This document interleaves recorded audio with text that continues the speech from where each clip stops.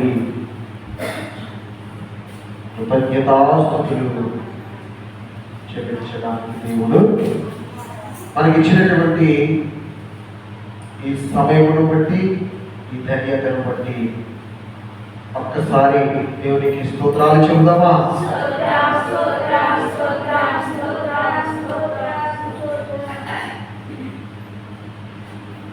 దేవుని యొక్క వాక్యాన్ని కొద్దిసేపు ధ్యానించుకున్నాం.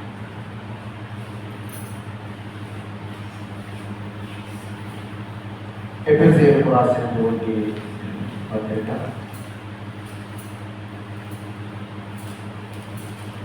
6వ అధ్యాయం 6-7 వచనాన్ని చదువు.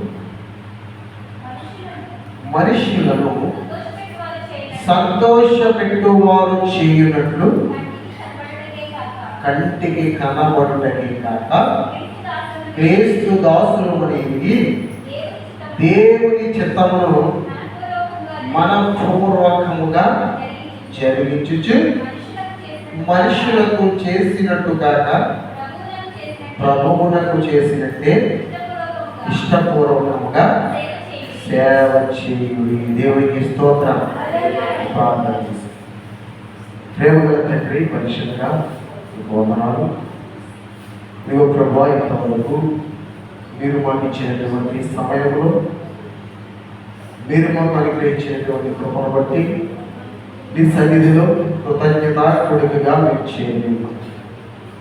మరి గడిచిన మాసమంతా సంఘము పట్ల, మరి కుటుంబాల పట్ల మీరు చేసిన ప్రతి మేలును బట్టి మీరు స్తోత్రాలు. ఇదిగో ప్రభు, చదవబడేటువంటి వాక్యమును బట్టి ప్రార్థన చేస్తూ ఉన్నా. మీరు మాకు సహకారిగా ఉండండి. ఏ ఒక్కటి మరుగుపరిచి ఇదిగో విలువైనటువంటి మీ లేఖనం ప్రభావి పిల్లలందరికీ ఒక ఆశీర్వాదకరంగా మార్చమని యేసు నామములో ప్రార్థిస్తున్నాను తండ్రి. ఆమేన్. దేవునికి స్తోత్రం. చూడండి, ఇక్కడ చదువుకున్నటువంటి మాటలు మనం చూస్తే, మనుష్యులను సంతోషపెట్టువారు చేయునట్లు కంటికి కనబడుటకే కాక క్రీస్తు దాసులమని ఎరిగి దేవుని చిత్తమును మనపూర్వకముగా జరిగించుచు మనుషులకు చేసినట్టు కాక ప్రభువునకు చేసినట్టే ఇష్టపూర్వకముగా సేవ చేయడని దేవుని యొక్క లేఖనము తెలియజేస్తూ ఉంది. అయితే ప్రియమైనటువంటి దేవుని బిడ్డలారా, మనం ఎప్పుడైతే దేవుని చిత్తాన్ని నెరవేరుస్తామో దేవుడు మనల్ని బట్టి ఆయన ఆనందించేటువంటి వాడిగా ఉన్నానని దేవుని యొక్క లేఖనమే సెలవిస్తూ. కానీ ఇక్కడ అంటూ ఉన్నాడు, మనుష్యులను సంతోషపెట్టువారు చేయునట్లు. మనుషుల్ని సంతోషపెట్టేటువంటి విధముగా వాళ్ళు ఉన్నారంటే మనుషుల ద్వారా ఏదో మెప్పు కలగాలనేటువంటి ఉద్దేశంతో. కానీ ఆ మెప్పు ఎంతవరకు ఉంటుందంటే ఆ స్నేహభావం ఉన్నంత వరకు ఉంటుంది.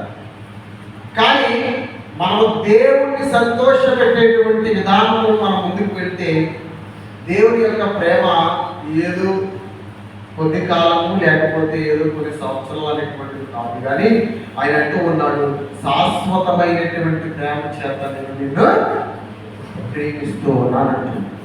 అంటే ఆ ప్రేమకి ఒక ఫుల్ స్టాప్ అనేటువంటిది లేదు. మనం బ్రతికున్నంత కాలం కూడా దేవుని ప్రేమ మనల్ని వెంటాడుతూనే ఉంటుంది. నిన్న ఒక మీటింగ్కి వెళ్ళాం. అదేంటంటే కువైట్లో పరిచయం చేసినటువంటి పాస్టర్స్ రిటర్నీస్ కూడిగా చెప్పేసి చెబుతూ వచ్చారు. వాళ్ళందరూ కూడా అంటే లోకల్ సంఘం ఏమంటే 10 మంది సేవకులు వచ్చారు. ఎక్కడెక్కడి నుంచి వచ్చినా కాకినాడ నుంచి అంతా, విజయవాడ నుంచి అంతా, రకరకాల నుంచి వచ్చారు. వచ్చి వాళ్ళు ఎక్కడికి రావాలి? 10 గంటలు ప్రారంభం అవుతున్నప్పుడు కనీసం ఒక అరగంట వీటిలో రావాలి. ఎన్ని గంటలకు వచ్చారు? 11 గంటలకు వచ్చారు. 11:30 వచ్చారు 10 మంది. లోపల ఒక 6 ఉన్నాం. అక్కడ జరిగింది ఏంటంటే ఫలానా ఫలానా అని చెప్పి వాళ్ళకి వాళ్ళు డబ్బు కొట్టుకోవడం తప్ప అక్కడ దేవుడిని సంతోషపెట్టేటువంటి విషయాలు ఏమి కూడా లేవు. ఫలానా ఆవిడ ఫలానా వారి ఆకోశం, లేకపోతే ఫలానా ఆవిడ ఫలానా వారి కోణం అని చెప్పుకోవడం తప్ప ఏమీ కనపడలేదు. 3 గంటలకు ముగిస్తాననేటువంటిది 2 అయింది. ఏమంటే వాళ్ళ తప్ప ఎవరు అక్కడ ఉన్న వాళ్ళందరూ భోజనం వెళ్ళిపోయారు. ఆ పక్కన చేసి కొంతమంది తిట్టుకుంటూ ఉన్నారు. ఏర్పాటు చేశాం కూడిక దేవుడిని మహిమపరచడానికి, మన రక్షణ మనం ఏ విధంగా రక్షింపబడ్డామో ఆ రక్షణను ఇతరులకు తెలియజేసి వారిని కూడా దేవుని యొక్క ప్రేమలో నడిపించడానికి. దేవునికి స్తోత్రం. హల్లెలూయా. ప్రియమైనటువంటి దేవుని బిడ్డలారా, దారి తెలియలేదండి, దారి తెలియదన్నప్పుడు ఒక గంట బయలుదేరొచ్చుగా. దేవునికి స్తోత్రం. హల్లెలూయా. ఏమంటే మనం ఏం చేసినా మనుషులు సంతోషం కోసం చేస్తే అది దేవుని దృష్టిలో వ్యర్థము అని పౌలు గారు ఎఫెసీ సంఘానికి తెలియజేస్తూ ఉన్నాడు. నీవు మనుషులకు చేసినట్లు ఇదిగో ఎవరికో కనపడాలనేటువంటి ఉద్దేశంతో కాదు, దేవుడు ఏదైతే తన చిత్తాన్ని నీకు బయలుపరిచాడో అది దేవుడి కొరకే చేయాలనేటువంటి విషయాన్ని ఇక్కడ తెలియజేస్తూ ఉన్నాడు. ఇదిగో మనుషులకు చేసినట్టు కాక ప్రభువులకు చేసినట్టు ఇష్టపూర్వకంగా సేవ చేయుడి. దాసుడైనను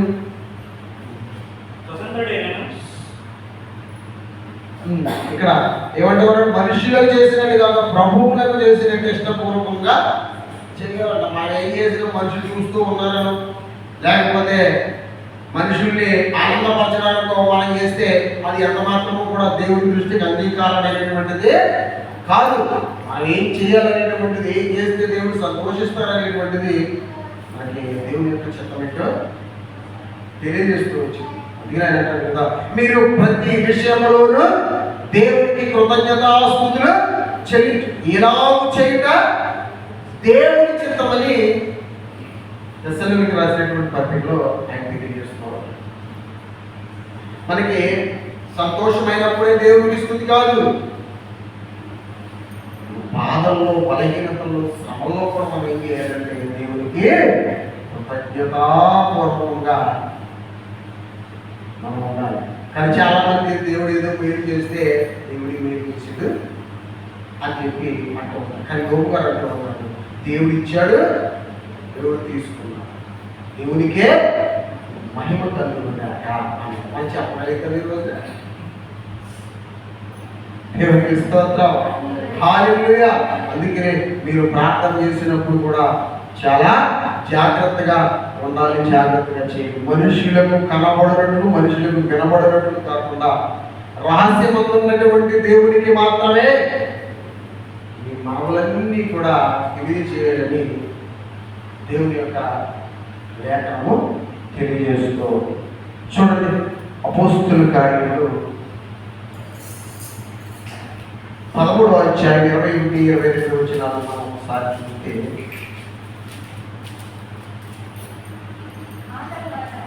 ఆ తరువాత వారు రాజు కావాలని కోరగా దేవుడు బెన్యామీను గోత్రీకుడును కీషు కుమారుడైన సౌలును వారికి 40 ఏళ్ల వరకు దయచేసాడు. ఇప్పుడు ఒకసారి మనం ఇది చూస్తే, అప్పటి వరకు న్యాయాధిపతులు పరిపాలన చేసేటువంటి దినాల్లో యెహోషువ కుమారుడు యెహోషువ వంటి వారు కాదు. కాబట్టి మా కొరకై ఒక రాజును నియమించి అని దేవుడిని వేడుకుంటే, దేవుడు సౌలును రాజుగా 40 సంవత్సరాలు పరిపాలన చేయడానికి ఆ ప్రజలకు రాజుగా నియమించాడు. ఎన్ని సంవత్సరాలంటే 40 సంవత్సరాలు. ఇశ్రాయేలీయులకు మొట్టమొదటి రాజు 40 సంవత్సరాలు పరిపాలించాడు. 40 సంవత్సరాలు పరిపాలించకపోతే అది సామాన్యమైనటువంటి విషయము కాదు. అక్కడ కదా ఇది కదా 22వ వచనం చదువుకుంటాం. తరువాత అతనిని తొలగించి దావీదును వారికి రాజుగా ఏర్పరచెను. మరియు ఆయన నేను యెషయి కుమారుడైన దావీదును కనుగొంటిని. అతడు నా ఇష్టానుసారుడైన మనుష్యుడు. అతడు నా ఉద్దేశములని నెరవేర్చునని చెప్పి అతని గూర్చి సాక్ష్యం ఇచ్చాడు. సాక్ష్యం దేవుడు ఇస్తున్నాడు, మనిషి కాదు. అంటే సౌలు దేవుని మాట వినని కారణాన్ని బట్టి 40 సంవత్సరాల తర్వాత రాజ్యాన్ని మన యొక్క రాజ్యాధికారం నుంచి తొలగించాడు. కానీ ఇప్పుడు ఒక రాజు కావాలి, ప్రారంభమైంది కదా నీవు. అయితే ఇక్కడ అంటూ ఉన్నాడు, తరువాత అతన్ని తొలగించి దావీదును వారికి రాజుగా ఏర్పరచెను. మరియు ఆయన నేను యెషయి కుమారుడైన దావీదును కనుగొంటును. అతడు నా ఇష్టానుసారుడైన మనుష్యుడు. దేవునికి స్తోత్రం. హల్లెలూయా. మనం ఎవరికి ఇష్టంగా ఉంటూ ఉన్నామంటే ఒకవేళ మనిషిని సంతోషపెడితే మనిషికి ఇష్టంగా మారుతాం. కానీ ఆ మనిషిని సంతోషపెట్టలేనటువంటి ఆ సందర్భాల్లో మనుషులకు అయిష్టంగా మారుతాం.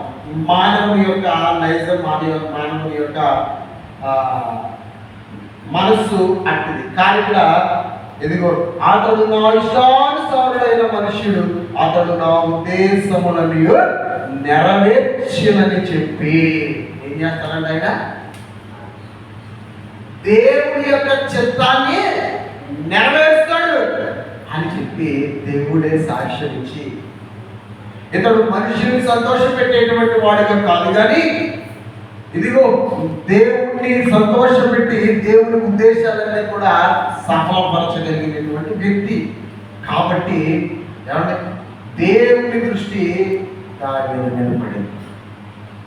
దేవునికి స్తోత్రం. హల్లెలూయా. అందుకనే ప్రియమైనటువంటి దేవుడులారా, మనము దేవుడిని జ్ఞాపకం చేసుకుంటూ ఉన్నాం. ఇది ప్రాముఖ్యం కాదు, ఇది ప్రతి మానవుడు కూడా దేవుడిని జ్ఞాపకం చేసుకోవాలి. రక్షణ పొందినటువంటి బిడ్డలుగా మనము ఆయనకు ప్రార్థన చేయాలి. కానీ దేవుడు అంటూ ఉన్నాడు, నేను సర్వ శరీరులకు దేవుడు. ఆయన మనకి దేవుడే. దేవుడిని నమ్ముకోలేనటువంటి వారికి దేవుడే, రక్షణ పొందలేనటువంటి దేవుడే వారికి దేవుడే. సమస్త శరీరం మరణకారిగా ఎవరైతే ఈ లోకంలో నరుడుగా పిలువబడుతూ ఉన్నారో వాళ్ళందరికీ కూడా దేవుడు ఎవరంటే ఆయన మనం జ్ఞాపకం చేసుకుంటాం. కానీ దీనికంటే ప్రాముఖ్యమైనటువంటిది ఏంటో తెలుసా? యేసుక్రీస్తు ప్రభువారు గృహానికి వెళ్ళినప్పుడు యేసుక్రీస్తు పాదాలను అత్తరుతో కడిగి తన తల వెంట్రుకలతో ఆయన పాదాలను తుడిచినప్పుడు అక్కడ ఉన్నటువంటి శిష్యులు అన్నారు, ఎందుకు ఇంత విలువైనటువంటిది నీవు నాశనం చేస్తూ ఉన్నావు? ఇది అన్ని ఆ యొక్క ధనాన్ని పేదలకు ఇవ్వచ్చు కదా అని చెప్పి అంటున్నాడు. ఆయన యేసుక్రీస్తు ప్రభువు అంటూ ఉన్నాము, ఆమె చేస్తూ ఉన్నది ఉత్తమమైనది లేకపోతే మంచిది అని చెప్తూ ఉన్నాడు. ఈమె చేసినటువంటి ఈ కార్యము ఎప్పుడు కూడా జ్ఞాపకార్థముగా తరాలు చెప్పుకుంటారు అని చెప్పి దేవుడు చెప్పినటువంటి మాట. మరి ఆ కాలంలో జరిగినటువంటి సంఘటన కూడా మనం చెప్పుకుంటూ ఉన్నామో లేదు? ఎందుకంటే దేవుడే చెప్పాడు ఆ మాట. మనల్ని దేవుడిని జ్ఞాపకం చేసుకోవడం సాధారణమైనటువంటి విషయమే, కానీ మనము దేవుడి జ్ఞాపకాల్లో ఉండడం అనేటువంటిది చాలా ప్రాముఖ్యం. దేవుడికి స్తోత్రం. హల్లెలూయా. అందుకనే దేవుడు బిడ్డలారా, ఆయనే సెలవిస్తూ ఉన్నాడు, అతడు నా ఇష్టానుసారుడైన మనుష్యుడు, అతడు నా ఉద్దేశములన్నీ కూడా సఫలపరుస్తాడు. దేవునికి స్తోత్రం.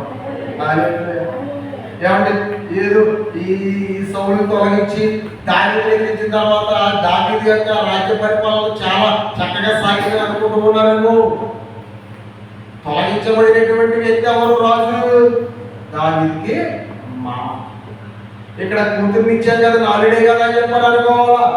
చంపడానికి వెంటబడి దావీదు వెతుక్కుంటూ అనేక మార్లు ఏమైనా చంపాలని ఆ ప్రయత్నంతో ఎక్కడున్నా విడిచిపెట్టకుండా ప్రయత్నాలు చేశారు. కానీ దావీదు సౌలు చేతికి చెక్కకుండా దేవుడు కాపాడుతూ వచ్చాడు. మరి సౌలు చేతికి దావీదు చెప్తే దేవుడి ఉద్దేశాలు ఎవరు నెరవేరుస్తారు? అందును బట్టి. కానీ దావీదులో ఉన్నటువంటి మంచితనం కూడా ఏంటంటే, ఇక అంతమానాడు చంపుతూ ఉన్నాడు కదా, వీడిని ఇప్పుడు దొరికాడు కదా, ఒక డబ్బులు చంపేస్తే వదిలిపోదు కదా అని అనుకుని సౌలు దగ్గరున్నప్పటికీ కూడా దేవుడు అభిషేకించినటువంటి వ్యక్తిని ముట్టకూడదని చెప్పి అక్కడి నుంచి వెళ్ళిపోయినటువంటి సందర్భాన్ని మనం చూసుకోవాలి. అందుకనే దేవునికి ఇష్టానుసారుడైనటువంటి వ్యక్తిగా ఒకవేళ మనిషిని సంతోషం పెట్టేటువంటి వాడిగా ఉంటే దేవుడి దృష్టిలో ఉండేటువంటి వాడు కాదు. అతడు దేవుని యొక్క ఉద్దేశాలని, దేవుని చిత్తమంతా కూడా నెరవేర్చగలిగినటువంటి వాడిని దావీదు యొక్క హృదయాంతరంగమును ఎరిగినటువంటి దేవుడు కాబట్టి దావీదుని బట్టి సాక్షిస్తూ ఉన్నాడు, ఇదిగో ఇతడు నా ఇష్టానుసారుడైనటువంటి మనుష్యుడు. దేవుని స్తోత్రం. హల్లెలూయా.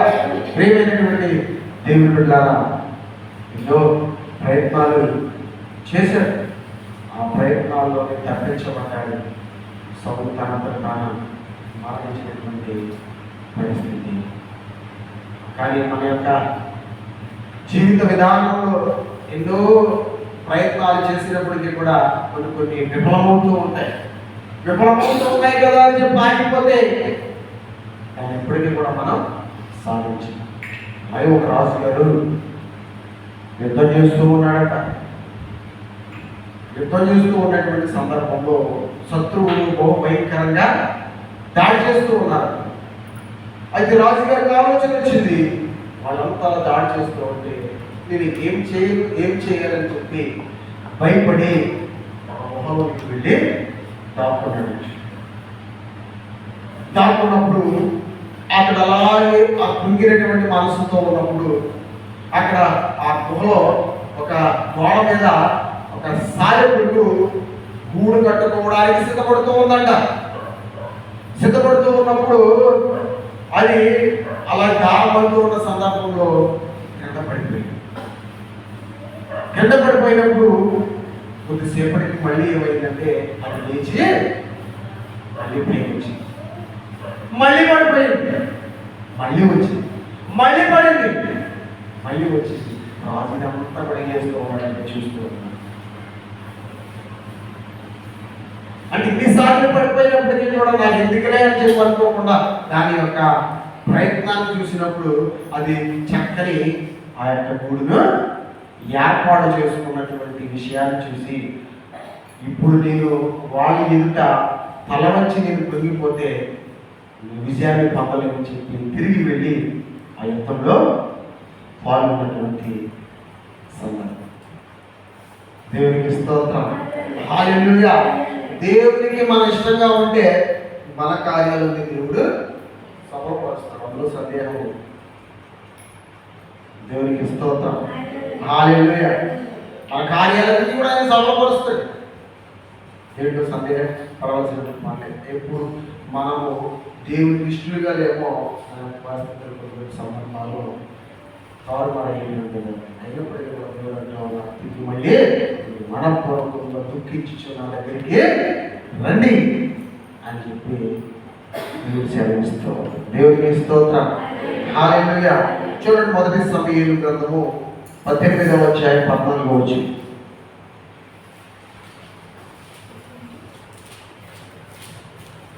మరియు దావీదు సమస్త విషయములలో సుబుద్ధి కలిగి ప్రవర్తింపగా యెహోవా అతనికి తోడుగా ఉండెను. దేవునికి స్తోత్రం. ఎలా ఉన్నాడంటే దేవుని ఉద్దేశాలన్నీ సఫలపరిచిన వాడిగా ఉన్నాడు. ఇక్కడేమంటూ ఉన్నాడు? సమస్త విషయములో దేవునికి ఇష్టమైనటువంటి సుబుద్ధి కలిగినటువంటి వ్యక్తిగా ఉంటూ ఉన్నాడు. కాబట్టి దేవుడు దావీదుకి తోడైంది. దేవునికి స్తోత్రం. ఏ ఫ్రెండ్స్ సంతోషం పెట్టడానికో, లేకపోతే పిలిచాడు కదా వెళ్ళకపోతే బాగోదని వెంటే ప్రమాదంలో పడేటువంటి అవకాశం ఉంది. కాబట్టి ప్రియమైనటువంటి దేవుని సంగమా, దేవుడు మనకు తోడుగా ఉండాలి. యోసేపును బట్టి ప్రతి విషయంలో దేవుడు సెలవిస్తూ ఉన్నాడు. దేవుడు యోసేపుకి తోడై ఉండేను కనుక అతడి చెరసాలలో నుంచి విడిపించబడ్డాడు. దేవుడు యోసేపుకు తోడై ఉన్నాడు కాబట్టి పరాయి దేశంలో కూడా ప్రభుత్వాన్ని నడిపించేటువంటి వాడిగా దేవుడు నిలబెట్టాడు.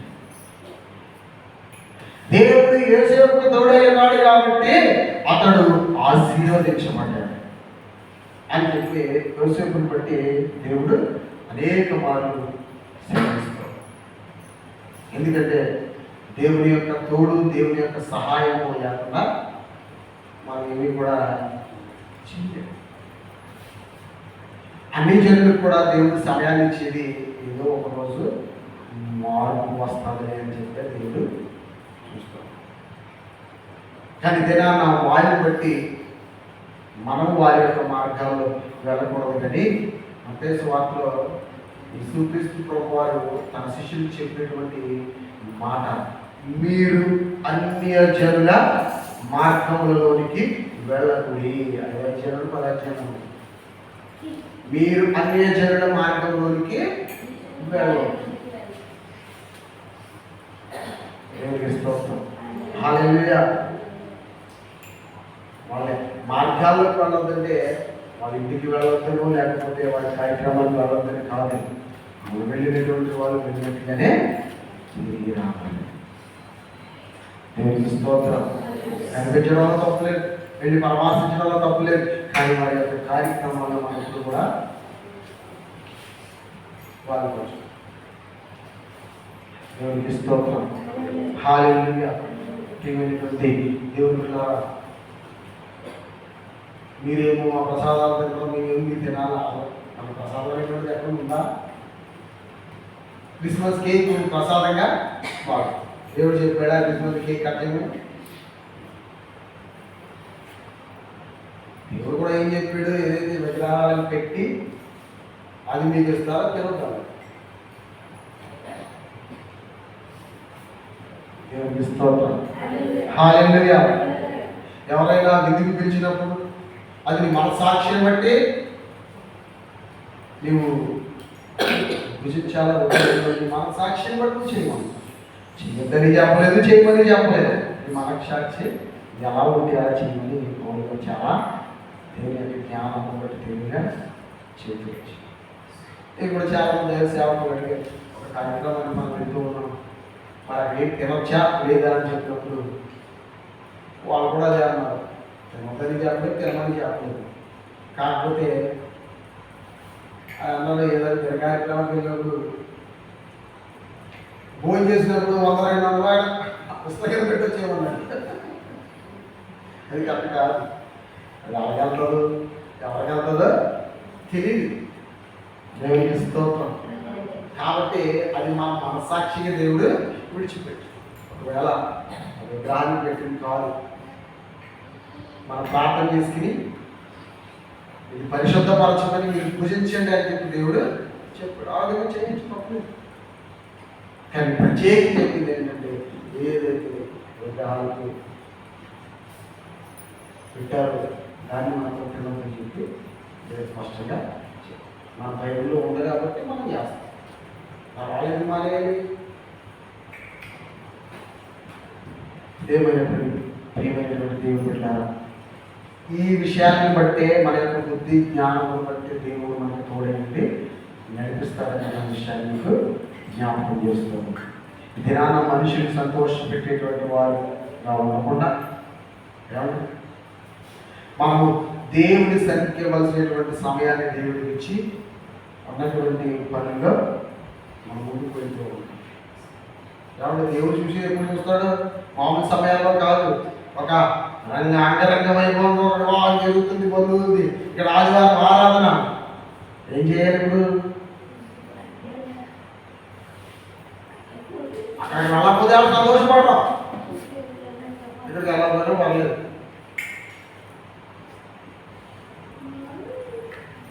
దేవుడికి స్తోత్రం. కాబట్టి దేవుడికి ఇవ్వాల్సినటువంటి ప్రాధాన్యత మనం అడ్డ ఇడ్డ అనేటువంటిది కొన్ని సందర్భాల్లో దేవుడు పరీక్ష పెడతాడు. ఇప్పుడు వచ్చేటని చెప్పేసి అంటే అలా ఆదివారం కదా, మందిరం కదా అని చెప్తే వాళ్ళకు కూడా ఆదివారం అయితే మందిరానికి వెళ్తే లేదని ఎక్కడ రావాలనేటువంటి ఆ గుర్తింపు వాళ్ళలో ఉన్నప్పుడే మనం దేవుడి దృష్టిలో అది చెప్పాలని నెరవేర్చేటువంటి వాడిని మనం ఉంటాం. దేవునికి స్తోత్రం. హల్లెలూయా. కాబట్టి ప్రియమైనటువంటి దేవుళ్ళారా, దేవునికి ఇష్టమైనటువంటి వారిగా ఉన్న మనుషులు సంతోషం పెట్టాలనేటువంటి ఉద్దేశంతో కాదు, కానీ దేవుని సంతోషపరిచేటువంటి వారిగా మనం ముందుకు వెళ్ళినప్పుడు దేవుడు మనల్ని బట్టి ఒక గొప్ప సాక్ష్యం ఇవ్వడానికి ఆయన ఉంటుంది. ఆయన ఉద్దేశాలు నెరవేర్చడానికి దేవుడు మనల్ని ఇంకా ఈ సజీవ లెక్కలో ఉంచుతూ వచ్చాడు. కాబట్టి ఆయన సంతోషపెడతాం, మనల్ని బట్టి ఆయన ఆనందిస్తే ఆయన కార్యాలయం మన పట్ల నెరవేర్చబడతాయి. కాబట్టి ప్రియ దేవుని సంగమా, దేవునికి ఇష్టమైనటువంటి వారిగా దేవుని ద్వారా సాక్ష్యం పొంది అటువంటి సమస్త విషయాలు సుబుద్ధి కలిగి దేవుని యొక్క తోడును మన యొక్క జీవిత కాలం అంతే కూడా మనం అనుభవిద్దాం. అట్టి కృప దేవుడు మనందరికీ దయచేయడం గాక. ఆమేన్. ప్రార్థన చేసుకుందాం. శుక్రవారం కూడా మనకి ఉపవాస ప్రార్థన కాబట్టి విషయాన్ని గమనించండి.